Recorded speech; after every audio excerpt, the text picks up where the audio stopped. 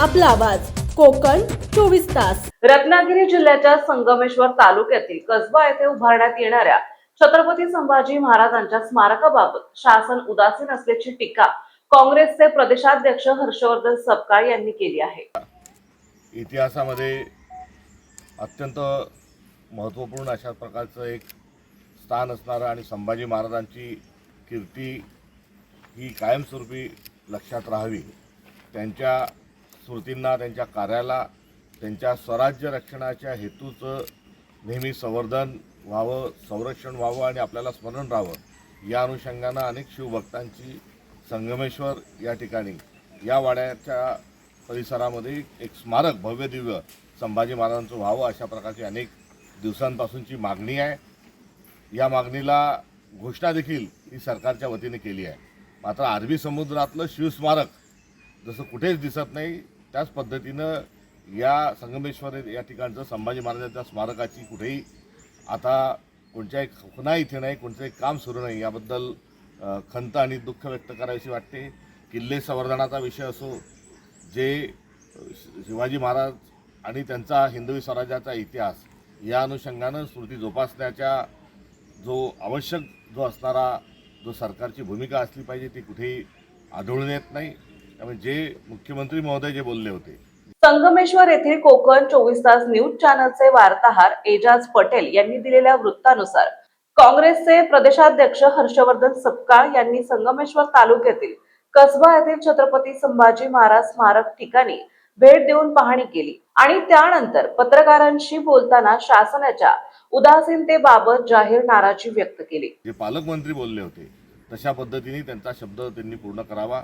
अलीकडच्या काळात ते जसं बोलतात तसं वागत नाही हे संपूर्ण महाराष्ट्राच्या लक्षात आलेलं आहे। मात्र या संभाजी महाराजांच्या स्मारकाच्या निमित्तानं तरी त्यांनी दिलेला शब्द पाळावा ही आग्रही मागणी आमची या निमित्ताने आहे। आज स्वराज्य संरक्षक संभाजी महाराज यांचं कर्तृत्व, त्यांना झालेला त्रास, त्यांची झालेली छळवणूक या सर्वांचं स्मरण या ठिकाणी होतं आणि ते होत असताना आपण स्वराज्याच्या रक्षणाकरता भारताच्या संविधानाच्या माध्यमातून पुढे सरसावलं पाहिजे असा संकल्प आम्ही आज काँग्रेसजन या ठिकाणी करत आहोत। तर दुसरीकडे संभाजी महाराजांच्या एकंदरीत इतिहास आणि त्यांच्या व्यक्तिमत्वाबद्दल जो गैरसमज पसरवणाऱ्या ज्या प्रवृत्ती आहेत, ज्या नीच प्रवृत्ती आहेत, या नीच प्रवृत्तीचाही देखील आपल्याला नायनाट करायचा आहे आणि जो जाज्वल्य स्वरूपाचा स्वराज्याचा संभाजी महाराजांचा जो इतिहास आहे हा पुढे घेऊन जायचा आहे, हा संकल्प या निमित्ताने या ठिकाणी आम्ही करत आहोत।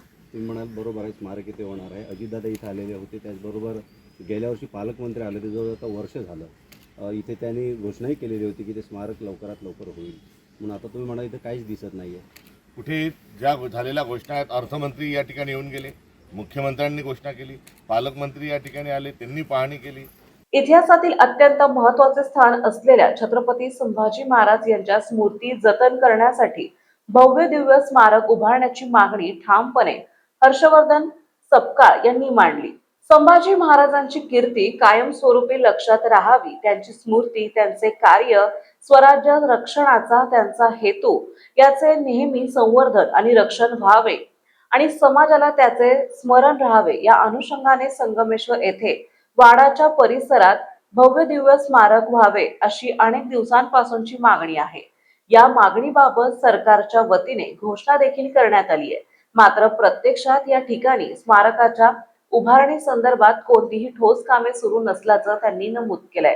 अरबी समुद्रातील शिवस्मारक आजतायगत दिसत नाही, त्याचप्रमाणे संगमेश्वर येथील संभाजी महाराजांच्या स्मारकाची कोणतीही खूण येथे दिसत नाही। याबाबत खंत आणि दुःख व्यक्त करावेसे वाटते असे हर्षवर्धन सपकाळ म्हणाले। किल्ले संवर्धनाचा विषय असो किंवा शिवाजी महाराज आणि त्यांच्या हिंदवी स्वराज्याच्या इतिहासाच्या स्मृती जपण्याचा प्रश्न असो, आवश्यक असलेली सरकारची भूमिका येथे कुठे आढळून येत नसल्याचा आरोप त्यांनी केलाय। मुख्यमंत्री आणि पालकमंत्र्यांनी केलेल्या घोषणांची आठवण करून देत सपकाळ म्हणाले की त्यांनी ज्या पद्धतीने शब्द दिला होता त्या पद्धतीने तो पूर्ण करावा। अलीकडच्या काळात ते बोलतात तसे वागत नाही हे संपूर्ण महाराष्ट्राच्या लक्षात आले आहे, मात्र संभाजी महाराजांच्या स्मारकाच्या निमित्ताने दिलेला शब्द पाळावा ही आग्रहाची मागणी आहे असे त्यांनी स्पष्ट केले। जमीन जागा जी आहे ती देण्याच्या अनुषंगाने कुठल्याही प्रकारच्या अडचणी नाही, तरी राजकीय इच्छाशक्ती कमी आढळून येते। कुठेतरी भांडणं लावण्याची प्रवृत्ती आणि जातीय तेढ निर्माण करण्याची, धार्मिक तेढ निर्माण करण्याची संधी ही सातत्यानं फडणवीस सरकार शोधत आहे.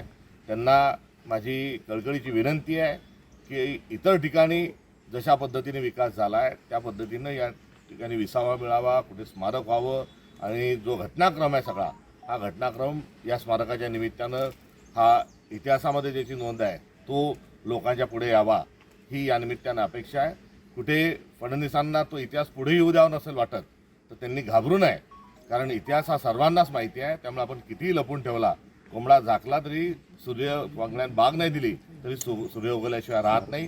त्यांनी या ठिकाणी दिलेले शब्द पाळावेत आणि कुठेही कावा न दाखवता एक धडाडीचा बाणा दाखवावा ही त्यांच्याकडून आमची अपेक्षा आहे. सर, स्मारकाला जवळजवळ 300 कोटीची मागणी केलेली होती, मात्र या अधिवेशनामध्ये त्याचा उल्लेखही झालेला नाही. 300 कोटी 500 कोटी या रकमा ज्या आहेत या नुसत्या सरकार त्याच्या वल्गणा करतं. वास्तविक पाहता या संगमेश्वरच्या स्मारकाकरता निधी ही अडचणच नाही, राजकीय इच्छाशक्ती ही असणारी अडचण जी आहे ही यामध्ये प्रामुख्याने याचं कारण दिसतं.